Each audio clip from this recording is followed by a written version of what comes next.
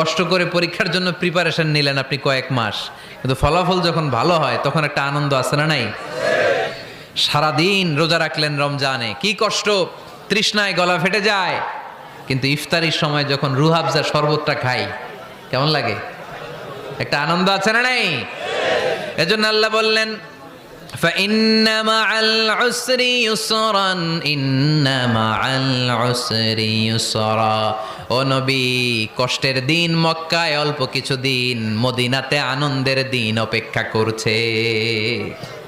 আমাদের জীবনে যদি দুঃখ কষ্ট আসে আমরা ধৈর্য ধরবো, তাওয়াক্কুল করবো একজনের উপর, তিনি কে?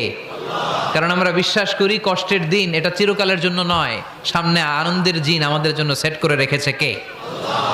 তাহলে আমরা সূরাতুল ইনশিরাহ থেকে 3টা নেয়ামতের বর্ণনা শুনলাম, বিশ্বনবীকে কি সান্ত্বনা দেয়া হলো সেটা শুনলাম। এবার 2টা গাইডলাইন শুনে